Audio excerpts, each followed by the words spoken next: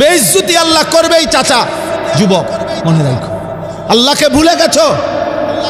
বয়স্ক বাবা 60 বছর ধরে সুদ খান, কিস্তি নিতেছেন, বউ বাচ্চার লাইগা মিথ্যা বলে চুরি করে হারাম রোজগার করেন, 30 বছর ধরে ওজনে কম দেন, সুদ খান, কিস্তি নেন বিবি বাচ্চার জন্য। আল্লাহকে ভুলে গেলেন। বেচতে বেচতে নামাজ পড়তে পারেন না, অটো চালাইতে চালাইতে আল্লাহকে সেজদা দিতে সময় নাই, সিএনজি চালাইতে চালাইতে সামান্য 4 বন বেচে নাফরমান, এক ওয়াক্ত নামাজের টাইম নাই। আহা, একটা অটো চালাইতে গিয়ে নামাজের সময় নাই। একজন যুবক, তুমি 365 দিনের একটা বছরে কোনোদিন ফজরের নামাজ পড়লা না। প্রিয় সন্তান আমার, মুসলমান এমন হয়? মুসলমান এমন হয়? খোদার 365 দিনে কোনোদিন মনেও পড়ল না ফজরের ওয়াক্ত হয় কখন, ফজরের নামাজ হয় কখন, ফজরের আজান হয় কখন। তোমার যদি বিবেক থাকে, একটা ছেলেকে বলে গেলাম, যদি বিবেক থাকে, যদি মরে না যাও, তাহলে তুমি ইনসাফ করে বলো, তুমি বলো, ইনসাফ করে বলো, এটা কোনো মুসলমান হইতে পারে কিনা? একদিন না, 2 দিন না, 365 দিন খোদার একদিনও ফজরের নামাজ পড়লা না। 40 বছর হায়াত চলে গেল, 60 বছর আল্লাহর কোরআন দেখে দেখেও পড়তে পারেন না। মুসলমান এমন হওয়ার কথা? বলেন, 60 বছর বয়স পর্যন্ত, সেই 6 বছর বয়স থেকে 60 বছর পর্যন্ত, 4 বছর বয়স থেকে 60 বছর পর্যন্ত কোনদিন ব্রাশের কথা, টুথপেস্টের কথা ভুল হলো না, কিন্তু মেসওয়াক চিনলেনও না, মেসওয়াক করলেনও না। এ কেমন নবীর জীবন, ভালোবাসা, এ কেমন আশেক, এ কেমন নবীর কথা মনে পড়লো? বলেন, কেমনে জবাব দিবেন? কেমনে জবাব দিবেন? গত 20 বছর ধরে দাড়ি কাটেন, এই অবস্থায় মৃত্যু হলে, আমনের মৃত্যু যদি হয় 30 বছর বয়সে, আপনি কবরে উঠবেন কি 60 বছরের বুড়া হইয়া? কথা বলেন না কেন? আরে বুঝেন নাই আমার কথাটা? যার মৃত্যু যে অবস্থায় হয়েছে, তো উনি কবর থেকে যখন উঠবে হাসরের মাঠে, তখন বুড়ো হয়ে উঠবো। এই অবস্থায়, কোন অবস্থায়? এই অবস্থায়। তো দাড়িবিহীন এই চেহারা নিয়ে সুপারিশের জন্য কেমনে যাবেন? হাউজে কাউসারের পানির জন্য কেমনে যাবেন? কেমনে দাঁড়াবেন নবীজির সামনে? তিনি কিছু বলবে না? বিড়ি সিগারেটের এই দুর্গন্ধওয়ালা মুখ নিয়ে প্রিয় নবী সাল্লাল্লাহু আলাইহি ওয়াসাল্লামের কাছে কেমনে যাবেন? ঘরে একটা রঙিন টেলিভিশন রাইখা যিনি মারা গেলেন, আপনি কেমনে যাবেন নবীজির সামনে? বাজার মসজিদের ইমাম সাহেব, এক বাজারে আমার পরিচিত, উনি আমারে কইতেছে, ওনার মসজিদের এক বাজার মসজিদের এক দোকানদার বাজারের তে আজীবন বেটা সুদ লাগাইত, সুদে টাকা দিত। মারা গেছে কিছুদিন আগে। মারা যাওয়ার 20 দিন পরে, 20-25 দিন পরে বেটার বউয়ে আইছে হুজুরের কাছে, ইমাম সাহেবের কাছে। ইমাম সাহেবের কাছে আইসা পর্দার আড়ালে বলতেছে, হুজুর আমগো হেবটা কাটতে কাটতে টাকা পায়, আপনি তো পুরা বাজারের সবাই চিনেন, আপনি যদি টাকাটি উড়াই দিতেন, সুদের টিয়া উড়াই দিত ইমাম সাহেব। মুসলমান, তুমি তো কবরে চলে গেলা, তোমার বউয়ে সুদের টাকা খোঁজে। কি হবে তোমার কবরে? কি হবে তোমার কবরে? যে বিল্ডিং সুদের টাকায়, যে বিল্ডিং কিস্তির টাকায়, যেই সোফা কিস্তির টাকায়, যেই ঘরের খাট পালং ফার্নিচার কিস্তির টাকায়, ওইগুলা যতদিন ওই ঘরে থাকবে, যতদিন এগুলো ব্যবহৃত হবে, ততদিন পর্যন্ত আমল নামার মধ্যে গুনাহ উঠতেই থাকবে, উঠতেই থাকবে, উঠতেই থাকবে। আপনি কবরের থেকে তওবা করবেন কেমনে? কবরে তো তওবা করা যায় না, তওবা এখানে করতে হয়। মরার পরে তো তওবা করা যায় না বাপ, কবর থেকে তো তওবা করা যায় না। আল্লাহ পাক বলছেন আমি বেইজ্জতি করব, ফাতারাব্বাসু, অপেক্ষা করো, আমি শাস্তি দেব, আমি আযাব দেব, আযাব দেব। আল্লাহকে নারাজ করে দুনিয়া চলছো যুবক, চলো। কতক্ষণ দেখবা নারী? কতক্ষণ? মোবাইলে উলঙ্গ ছবি কত বছর দেখবা? যৌবনে কোনোদিন ভাটা পড়বে না? এই শরীর শেষ হবে না কোনোদিন? কতক্ষণ দেখবা নারী? কতক্ষণ? আজ কিংবা কাল হয় বৃদ্ধ হইবা, নয় কবরে যাইবা। তখন কি বলবা? রবের সামনে কি বলবা? আল্লাহ পাকের সামনে কি বলবা? আল্লাহ তাআলা কোরআনুল কারীমের মধ্যে বলছে ওয়ালা তাকরাবুজ জিনা, জিনা ব্যভিচার, নারীর সাথে কোনো রকমের অসভ্যতা, তার কাছেও যেও না। নারীর ওই ফান্দে পাও দিও না যেখানে গুনাহ হয়। ফাত্তাকুদ দুনিয়া ওয়াত্তাকুন নিসা, নবীজি বলছে দুনিয়ার ধোঁকা থেকে বাঁচো, নারীর ধোঁকা থেকে বাঁচো। নারীর হাসি ভিন নারী, ওটা তোমার জাহান্নাম। নারীর নাচ, ও তো জাহান্নাম। বেপর্দা নারীর হাঁটা চলা, হায় যুবক, মোবাইলের ওই নারী, সে তো তোমার না, সে মোবাইলও তো নাই, সে তো ছবি দিয়ে তার কাজে চলে গেছে, তোমারে নষ্ট করে দিছে। তুমি শুধু ছবি না দেখো, তুমি তো ওই নারীকে দেখো না, ওই নারী তো নাই। তুমি ছবিও তো দেখো না, এ তো ছায়া ছবি, এটারে ছায়া ছবি কয়, ছবির ছায়া এটা। ছায়ার পিছনে জীবন শেষ করে দিলা। শরীরের যৌবনের শক্তি নিজের হাত নাপাক জায়গায় ব্যবহার করে যৌবনের এমন সুন্দর শক্তি নষ্ট করে দিলা ছায়া দেখে দেখে। আস্তাগফিরুল্লাহ, আস্তাগফিরুল্লাহ।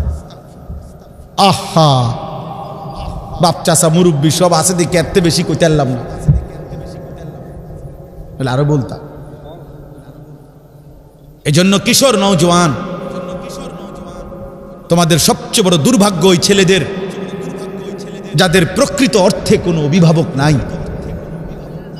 খোদার কসম, অভিভাবক তাকে বলে যে তার অধীনস্থকে আল্লাহ এবং আখিরাতের কথা মনে করায়, যে তার অধীনস্থকে পরকাল স্মরণ করায়। বিবি বাচ্চাকে, তাকেই মূলত অভিভাবক বলে। এমন অভিভাবক যার কপালে জোটে নাই, সে মূলত লাওয়ারিস, লুবি বাপ। অপেক্ষায় আছে এতে একটু একটু গাছে গোড়া একটু বড় হইলেই এবার তারে দাও, পয়সা কামানিত লাগাই দাও, হয় বিদেশ নয়তো দেশে। আমি আজকেও এক ছেলে আসছে আমার কাছে ভৈরব থেকে, ও রাজমিস্ত্রির জোগালি দেয়। আমি তারে বলছি বুঝাইয়া, ও দিন শিখতে চায়। আমি বলছি বাপ এইভাবে পড়ো, তোমার স্থানীয় মাদ্রাসায়, আশেপাশে কোনো মাদ্রাসায়, তোমার ভৈরবে যেই মাদ্রাসা হোক, তুমি ওই হুজুর ইনশাআল্লাহ, আমি বলছি ওরে তুমি আমার নাম কইবা, আল্লাহর রহমতে আশা করি এমন হুজুর হবে না যে আমার চিনে না, আমার নাম কইবা, হ্যাঁ রে, কইয়া আমার লগে কথা বলাইবা, আরে আমি তোমার ব্যাপারে বলে দেব ওই ইমাম সাহেবরে বা ওই হুজুর রে, যে সে যেন তোমারে এক বেলা, তুমি মাগরিব থেকে আসা পড়ো, সারা তোমার মাগরিবের পরে তো আর রাজমিস্ত্রির জোগালি নাই। কথা বলেন আসেনি? স্বাভাবিকভাবে রাজমিস্ত্রির জোগালি তো এটা তো আসরের সময় শেষ কাম, তো তুমি মাগরিব থেকে এসে 1 ঘন্টা পড়ো, এভাবে 1 বছর শিখো। এরপরে আমি তাকে 300 টাকা গাড়ি ভাড়া দিয়া আমি কিছু যাও বাবা ভাত খাওয়াইয়া, ডেলি এরকম ছেলে আসে। তো বলছি যাও একজন হুজুর তুমি ঠিক করো, একটা মাদ্রাসার নাম বলে দিছি, ওইরে যাও তুমি গিয়ে আমার নাম কইবা, বলে হুজুরে পাঠাইছে আপনার কাছে, তখন আমি কথা বলে দেব। তাহলে আপনাদের কাছে আমার অনুরোধ, বাবারা, মুসলমান বাবারা যারা নামাজ পড়েন, তাদের যদি নামাজ ভুল হয়, খোদার কসম ওই নামাজ হবে না। অশুদ্ধ প্রত্যেক আমল আল্লাহর কাছে কবুল হওয়ার জন্য 2 জিনিস জরুরি। 1 নাম্বার হলো শতভাগ বিশুদ্ধ হওয়া, 2 নাম্বার হলো শতভাগ আল্লাহর জন্য হওয়া। ফুজাইল ইবনে আয়াজ বলছে লিয়াবলুয়াকুম আইয়ুকুম আহসানু আমালার তাফসীর কি? আল্লাহ বলছে আমি তোমাদেরকে দুনিয়ায় পাঠিয়েছি কেন? আমি আল্লাহ পরীক্ষা করতে চাচ্ছি তোমাদের কার আমল কতটা সুন্দর। কেন আল্লাহ পাঠাইছেন বলেন? কার আমল কতটা সুন্দর। আহসান, আহসান বলেন তো এই শব্দটা, আবার বলেন, আবার বলেন। আহসানু আমালা, আহসানু আমালা। কোরআনে বারবার আল্লাহ বলছে আমি আহসান চাই, আহসান আমলের সৌন্দর্য চাই। ফুজাইল ইবনে ইয়াজ রাহমাতুল্লাহ আলাইহি বলেন কোন আমল সুন্দর হয় কিভাবে? 2 জিনিসে, আখলাস, আসওয়াব। যদি সেটা শতভাগ আল্লাহর জন্য হয়, শতভাগ বিশুদ্ধ হয়। এখন উনি ব্যাখ্যা দিছেন কোন আমল খালেস হবে কখন? যখন সেটা ইযা কানা লিল্লাহ, শুধু আল্লাহর জন্য হবে। কোন আমল সওয়াবান বলে আমালু সওয়াবান ইযা কানা আলা সুন্নাহ, যখন সেটা নবীজির সুন্নাত মোতাবেক হবে তখনই সেটা বিশুদ্ধ হবে। তাহলে বিশুদ্ধতার মাপকাঠি নবীজির সুন্নাত, ইখলাসের মাপকাঠি শুধু আল্লাহর জন্য হলো কিনা? আল্লাহর জন্য। এখন আপনারা বলেন আমরা 4 রাকাত সুন্নত নামাজ পড়ে অনেক মুসল্লি, 1 মিনিটও লাগে না, 1.5 মিনিটও লাগে না। আপনার কি কল্পনা হয় নবীজি সাল্লাল্লাহু আলাইহি ওয়াসাল্লাম এভাবেই নামাজ পড়ছেন? কথা বলেন না বাবা, বলেন। এই যে আত্তাহিদুলিল্লাহ সাল্লাতু তাইয়্যিবাতু আসসালামু আলাইকা নবী রাহমাতুল্লাহি ওয়া বারাকাতুহু আসসালামু আলাইনা ওয়া আলা বিদিল লিসান আশহাদু আল্লা ইলাহা ইল্লাল্লাহ মুহাম্মাদুর রাসূলুল্লাহ আল্লাহুম্মা সাল্লি আলা মুহাম্মাদ ওয়া আলা আলি মুহাম্মাদ কামা সাল্লাইতা আলা ইব্রাহিম ওয়া আলা আলি ইব্রাহিম ইন্নাকা হামিদুম মাজিদ আল্লাহুম্মা বারিক আলা মুহাম্মাদ ওয়া আলা আলি মুহাম্মাদ কামা বারাকতা আলা ইব্রাহিম ওয়া আলা আলি ইব্রাহিম ইন্নাকা হামিদুম মাজিদ আল্লাহুম্মা ইন্নাকা আনতা নামসিজুল মান কাসীরা ওয়া ইয়াকুনু বাইনা তাফাকুল মাগফিরাতাম মিন ইনদিকা ইন্নাকা গফুরুর রহিম। আসসালামু আলাইকুম ওয়া রাহমাতুল্লাহ। নবীজি এভাবে পড়ছেন। তো আমরা সমাজে মানুষ এভাবে পড়ে না। এটা নামাজ? এটা তাহিয়াতু হলো? ইনসাফ কি বল? 20 রাকাত তারাবি পড়ে ফেললেন 20 মিনিটে। কি মেশিন দিয়ে পড়লেন? বলেন ইনসাফ কি বল? আপনি হাসরের ময়দানে বলবেন হুজুরে এরম ফরাইলো কা? হ্যাঁ, এবার আপনার আল্লাহ পাক ছেড়ে দিব। না ঠিক আছে, যাও যাও যাও, বন খাও, ভাত খাও, যাও, তোমার ছেড়ে দিলাম। কথা বলে। আমি একদিন একজনকে বলছিলাম, এক চাচারে, উনি বলছিল হুজুর আল্লাহ আমগর একটা হুজুর মিলাইছে, টন টন টন টন করে বলে। আমি বললাম মানে? মানে 20 রাকাত তারাবি, তারপরে এশা, বিতির, সব 1 ঘন্টাও লাগে না, টেরও পাওয়া যায় না। কেমনি পড়ায় হুজুর? উনি খুশি। আমি নিজে বলছিলাম ওনারে, আমার পরিচিত, আমি বলছিলাম আপনি আমার নাম বলবেন ওই হুজুরের কাছে, যে হুজুর এই তারাবি পড়ায়, বলবেন আমার নাম সহ বলবেন যে আপনারে ওই হুজুরে বলছে আমনে হুজুর আর ওই পাবলিক মুসল্লি দোনোজনের টাঙ্গাইয়া ফিটবো হাসরের ময়দানে। মৌলবী সাহেবেরও ফিটবো, মৌলবীর মুসল্লিগরও ফিটবো। আমি বললাম হ্যাঁ, কোনো কথা থাকলে আমার লগে বলতে হবে। মুসল্লি চাই বলেই, মুসল্লি চাইতেই পারে অনেক কিছু। মুসল্লিরা বলছে দেখে আমি 20 মিনিটে তারাবি পড়াই ফেলতে হবে। কেন? আল্লাহর দুনিয়া কি প্রশস্ত না? কথা বলেন না কেন? এই মসজিদে না পড়াইলে নামাজ আমার রিজিক মিলবে না। তাহলে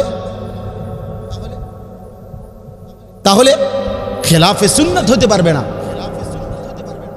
রাসূলুল্লাহ সাল্লাল্লাহু আলাইহি ওয়াসাল্লামের এক এক সুন্নাত, একটি একটি সুন্নাত আল্লাহ তাআলা আমাদের জন্য নিয়ামত হিসাবে দিয়েছে। আল্লাহ যেন বলছে বান্দা একটা জুতা কোন পায়ে দিবা, আমি সেটাও বন্ধুরে দিয়া দেখায় দিছি। একটা 1 গ্লাস পানি পান করতে কয়টা নিঃশ্বাস ফেলবা, আমি সেটাও আমার বন্ধুর মাধ্যমে বলে দিয়েছি।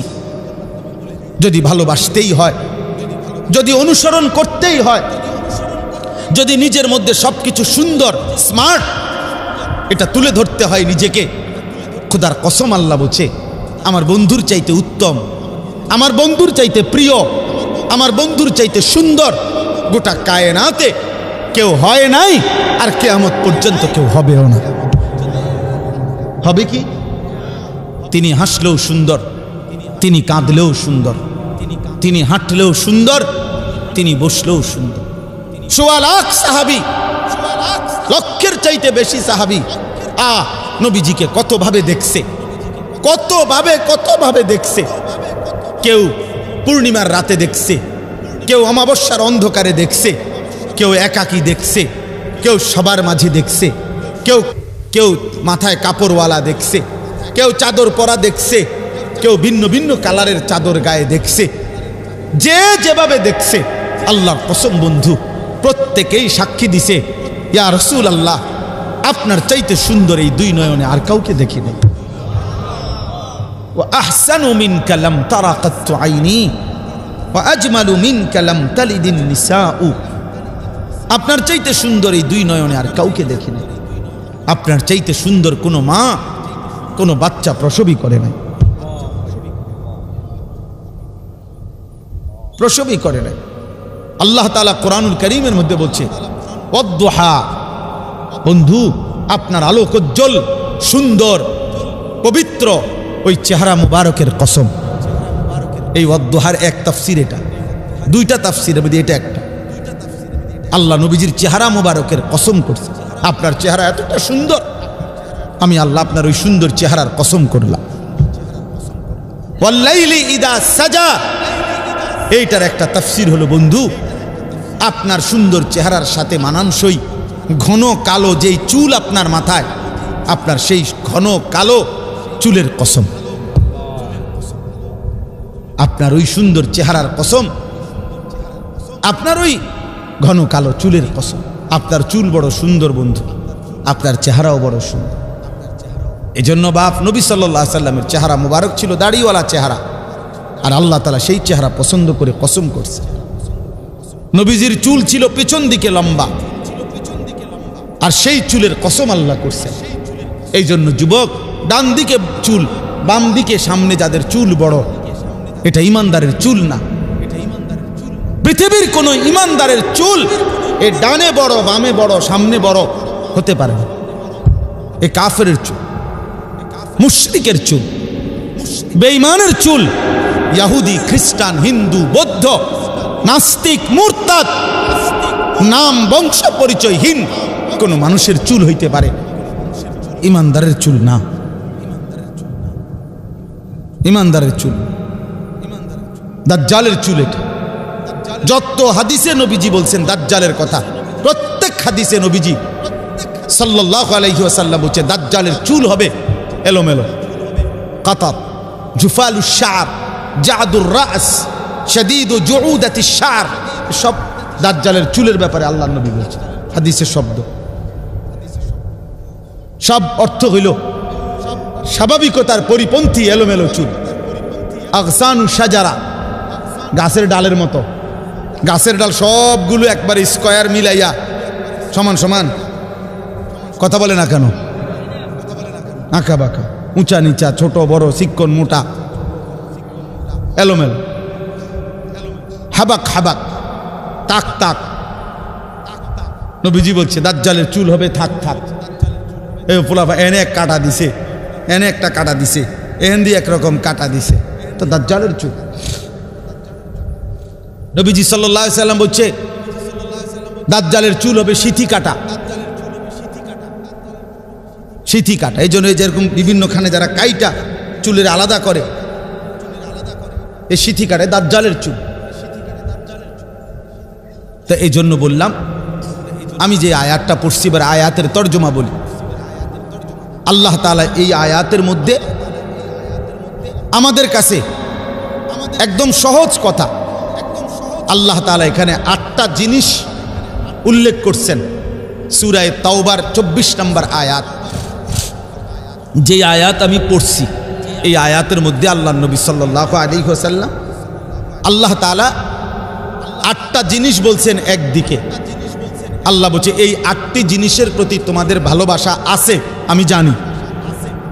আল্লাহ বলেন আমি 3টা জিনিস চাচ্ছি, আলাদা আরো 3টা জিনিস আল্লাহ বলছেন, বলছেন ওই 3টির ভালোবাসা আমি তোমাদের কাছে চাই।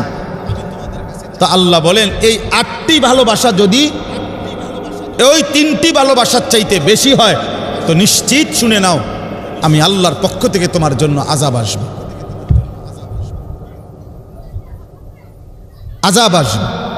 আল্লাহ তাআলা বলেন, এই দেখেন আপনি সহজেই বুঝবেন, কুল ইন কানা আবাউকুম, হে নবী আপনি বলে দেন, এই এক নাম্বার হলো তোমাদের পিতামাতা, পিতামাতার প্রতি প্রত্যেকের কলিজায় ভালোবাসা মহব্বত আছে, আছে কিনা বলে। ওয়া আবনাউকুম, তোমাদের সন্তানাদি 2, 3 ওয়া ইখওয়ানুকুম, তোমাদের ভাই বেরাদর ভাই বোন, 4 ওয়া আজওয়াজুকুম, তোমাদের স্ত্রীগণ, 5 ওয়া আশিরাতুকুম, তোমাদের আত্মীয় স্বজন। কয়টা হলো? মানুষের আর কোনো আইটেম বাকি নাই। এই 5টা বলাতে মানুষের আর কোনো আইটেম কি নাই, বাকি নেই। এবার 6 ওয়া আমওয়ালুন ইকতারাফতুমুহা, তোমাদের জমানো সম্পদ, টাকা পয়সা সম্পদ যা জমাইছো এটার প্রতি তোমাদের ভালোবাসা আছে আমি জানি। ওয়া তিজারাতুন তাখশাউনা কাসাদাহা, 7 তোমাদের ব্যবসা চাকরি উপার্জনের ওই মাধ্যম যেটা তুমি ধ্বংস হয়ে যাওয়ার ভয় করো, খুব চেষ্টা করো যেন এটা ক্ষতিগ্রস্ত না হয়, কারণ এটার দ্বারা তোমার ইনকাম। আমার এই হুজুর, আমার এই দোকানটাই আমার পুঁজি, আমার এই সিএনজিটাই আমার পুঁজি, আমার এই চাকরিটাই আমার পুঁজি, মানুষ এরকম বলে না? তো আল্লাহ বলেন, এ তোমার যেই কর্ম, যেটা তুমি ভাবো যে এটা শেষ হইলে আমার ক্ষতি হয়ে যাবে, আল্লাহ বলে তোমার সেই উপার্জনের মাধ্যম। 8 ওয়া মাসাকিনু তারদাউনাহা, তোমাদের পছন্দের ঘর বাড়ি, বসত ভিটা, ঘর বাড়ি। তো কয়টা হলো? এখানে সব আছে, এখানে আর কিছু বাকি নেই। তোমাদের পিতা মাতা, তোমাদের সন্তানাদি, তোমাদের ভাই বোন, তোমাদের স্ত্রীগণ, তোমাদের আত্মীয় স্বজন, তোমাদের জমানো সম্পদ, তোমাদের উপার্জনের মাধ্যম, তোমাদের ঘর, পছন্দের ঘর বাড়ি। এই 8টি জিনিস আল্লাহ বলেন আমি জানি এই 8টি জিনিসের প্রতি তোমাদের ভালোবাসা আছে, আছে কি না বলেন? এটা হারাম? কথা বলেন না। এই ভালোবাসা হারাম? ভাই বোনের প্রতি ভালোবাসা হারাম, মা বাবার প্রতি ভালোবাসা হারাম, স্ত্রীর প্রতি ভালোবাসা হারাম, আমার উপার্জনের জন্য ভালোবাসা হারাম, হারাম। শুধু আল্লাহ বলেন আমি 4টা জিনিস চাই, আরে 3টা জিনিস চাই। 1 আল্লাহর ভালোবাসা, 2 রাসূলুল্লাহ সাল্লাল্লাহু আলাইহি ওয়াসাল্লামের ভালোবাসা, 3 আল্লাহর পথে জিহাদের ভালোবাসা। মানে আল্লাহর জন্য এই ভালোবাসা হৃদয়ে থাকতে হবে যে আল্লাহ জান চাইলে জান দেব, মাল চাইলে মাল দেব, জান এবং মালের জিহাদ, আপনার পথে জান দেব, আপনার পথে মাল দেব, যখন চাইবেন তখন রাজি, যখন চাইবেন তখনই রাজি। তা আল্লাহ তাআলা বলেন এই 3টা আল্লাহর ভালোবাসা, রাসূলুল্লাহ সাল্লাল্লাহু আলাইহি ওয়াসাল্লামের ভালোবাসা, জিহাদের ভালোবাসা। কোন 1 নাম্বার কি, 2 নাম্বার, 3 নাম্বার জিহাদ, আল্লাহর জন্য জান মালের কুরবানি। তা আল্লাহ তাআলা বলেন এই 3টি ভালোবাসা আমি চাই তোমাদের কাছে, ইমানদারদের কাছে। এখন আল্লাহ বলেন ওই 8টি ভালোবাসা থাকুক, আমি মানা করি না, শুধু আমি আল্লাহ এতটুকু চাই যে এই 3টা থাকবে উপরে, ওই 8টা থাকবে নিচে, খালাস, এর দূরে চাই আমি শুধু। বুঝেন নাই কথাটা? আমি আল্লাহ শুধু এটুকুই চাই। স্ত্রী বাদ দিতে বলি নাই, ছেলে মেয়ে বাদ দিতে বলি নাই, বাজার ব্যবসা বাদ দিতে বলি নাই, ঘর সংসার চাকরি কিচ্ছু বাদ দিও না, শুধু আমাকে উপরে রাখো, আমার বন্ধুকে উপরে রাখো, আমার পথে জান মালের কোরবানি, এই মানসিকতা এটাকে উপরে রাখো, জিহাদকে ঊর্ধ্বে রাখো। আর যদি এই 8টি আহাব্বা ইলাইকুম মিনাল্লাহ ওয়া রাসূলিহি ওয়া জিহাদিন ফি সাবিলিহি, এই 8টি যদি আল্লাহর ভালোবাসার চাইতে বেশি হয়ে যায়, রাসূলের ভালোবাসার চাইতে বেশি হয়ে যায়, জিহাদের ভালোবাসার চাইতে বেশি হয়ে যায়, খোদার কসম আল্লাহ বলে ফাতারাব্বাসু, তাহলে অপেক্ষা করো, হাত্তা ইয়াতি আল্লাহু বিআমরি, আল্লাহর আযাব আসা পর্যন্ত। আল্লাহর আযাব আসবেই, ফিদ দুনিয়া ওয়াল আখিরা, দুনিয়াতেও আখিরাতেও।